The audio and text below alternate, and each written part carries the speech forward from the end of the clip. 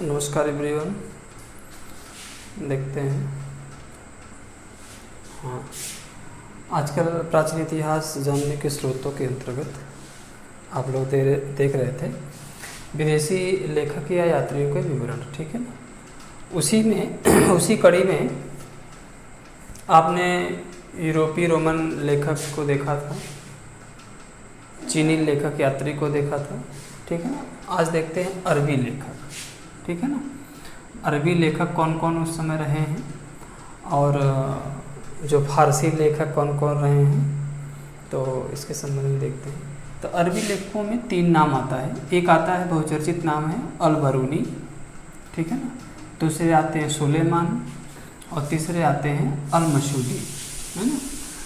अल-बरूनी, सुलेमान, अल-मशूदी, ये 3 लोग आते हैं, जिनमें अल-बरूनी जो है ये प्रमुख है। तो अल-बरूनी जो था, इसके बचपन का नाम था अबू रिहान। बहुत इम्पोर्टेंट है, ये प्रश्न कई बार आया है।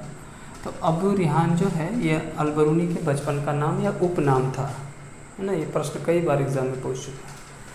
जो जन्म उसका हुआ था, अल-बरूनी का जो जन्म हुआ था 973 ईस्वी में इसका जन्म हुआ था।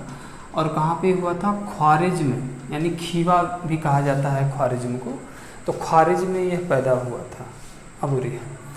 अब देखिए, अब ये चर्चा में कैसे आया अल-बरूनी?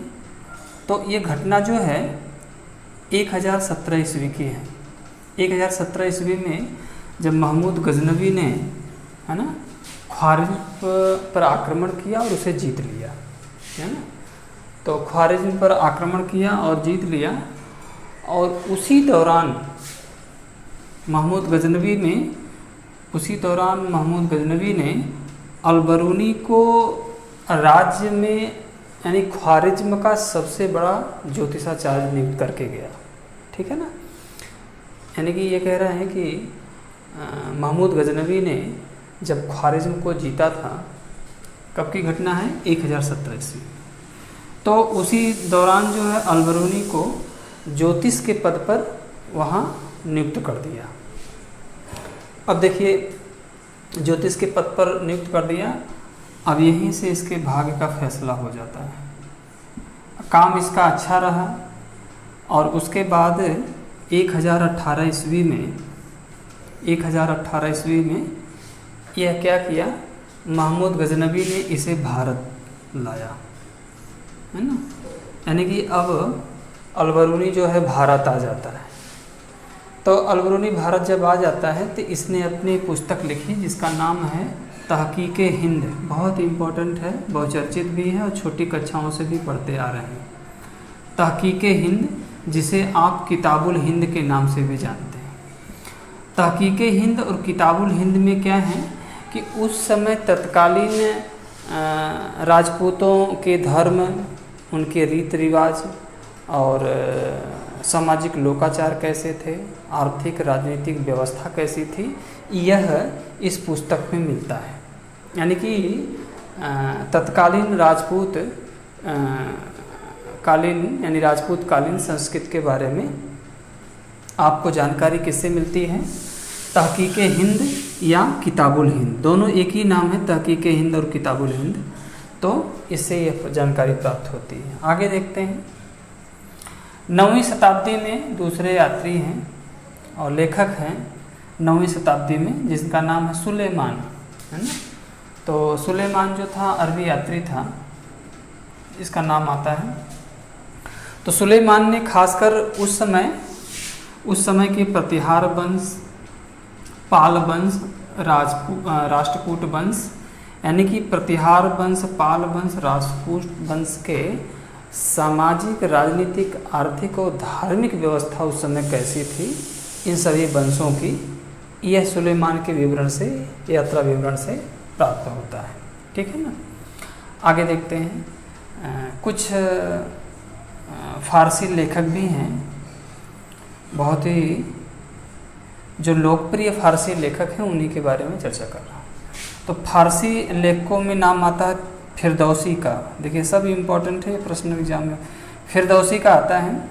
तो फिरदौसी का जो आता है, तो फिरदौसी ने क्या लिखा था? शाहनामा, है ना।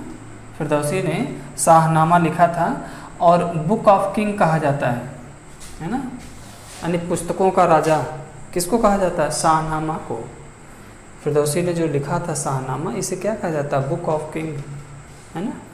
तो अगले हैं लेखक रशीदुद्दीन।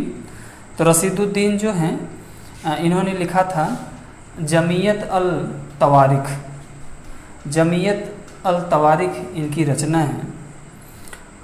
अगले लेखक हैं अल अहमद। तो अल अहमद का चचनामा है, देखिए चचनामा अल अहमद का है। कई पुस्तकों में मिलता है कि चचनामा के लेखक को अज्ञात बताया जाता है, ठीक है ना। और कहीं कहीं आपको पुस्तक में मिलता है चचनामा के लेखक यानी अल अहमद को माना जाता है। तो ये अल अहमद जो है चचनामा के लेखक हैं। अब विकल्प जो एग्ज़ाम में आता है कैसे आता है, ये उस पर डिपेंड करता है। अगर अल अहमद देता है तो लगाइएगा, नहीं देता है तो इनमें से कोई नहीं, या इस तरह से प्रश्न आता है।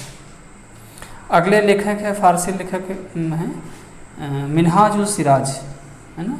तो मिनहाजुल सिराज तो हैं, कौन से ग्रंथ लिखे थे? तबकाते नासरी, बहुत बहुचर्चित रचना है तबकाते नासरी, ये मिनहाजुल सिराज की रचना है। अगले हैं, है ना, जियाउद्दीन बरनी, ये भी बहुचर्चित नाम है जियाउद्दीन बरनी का।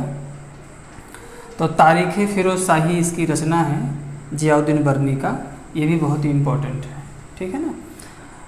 आगे की तरफ देखते हैं। अबुल फजल की रचना जो है बहुत ही इम्पोर्टेंट है। अबुल फजल की रचना अकबरनामा। देखिए ये सब तो आप छोटी कक्षाओं से ही पढ़ते आ रहे हैं। तो अबुल फजल की रचना अकबरनामा है। यूरोपीय यात्रियों में एक व्यक्ति का नाम आता है ना। यूरोपीय यात्रियों में एक व्यक्ति का नाम आता है 13वीं शताब्दी में। 13वीं शताब्दी में एक नाम आता है मार्को पोलो का, है ना। तो मार्को पोलो जो वेनिस या इटली का यात्री था, वेनिस या इटली का यात्री था, और यह पांड्य वंश में आया था, पांड्य साम्राज्य में आया था। तो पांड्य राज्य की सामाजिक, धार्मिक, आर्थिक और राजनीतिक व्यवस्था कैसी थी उस समय, यह मार्को पोलो के विवरण से मिलता है। तो मार्को पोलो जो था वो वेनिस का यात्री था।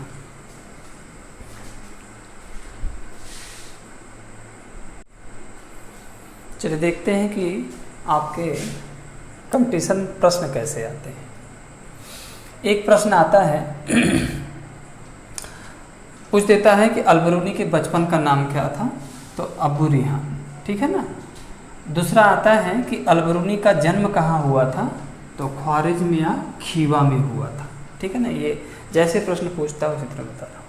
और दूसरा अगला प्रश्न आता है कि इसमें अलबरूनी ने अपना यात्रा वृत्तांत जो है किस ग्रंथ में लिखा था, है ना। तो किस ग्रंथ में लिखा था? तबकाते हिंद, तहकीके हिंद या किताबुल हिंद। यह इसी रचना में वह यात्रा वृत्तांत अपना देता है। ये तो तहकीके हिंद या किताबुल हिंद में किस विषय या किस राजवंशों का उल्लेख है? तो राजपूत राजवंशों का उल्लेख है, ठीक है ना। अगला प्रश्न देता है, ये सभी इम्पोर्टेंट हैं। फिरदौसी की रचना पूछता है कौन सा है? तो शाहनामा, है ना, जिसे बुक ऑफ किंग कहा जाता है।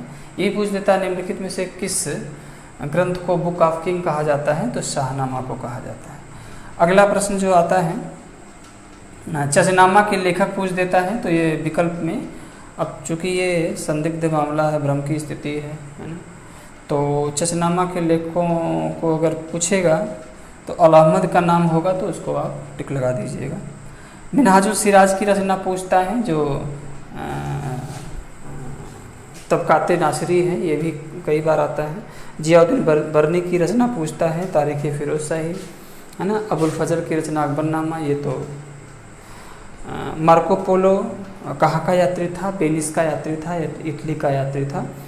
तो इस तरह से प्रश्न जो आते हैं, प्रश्न की स्थिति इस प्रकार से, कभी कभी एक तरफ यात्रियों का नाम दे देता है, एक दूसरी तरफ उसके ग्रंथ का नाम दे देता है, यानी लेखक ग्रंथ मैच भी कराना होता है।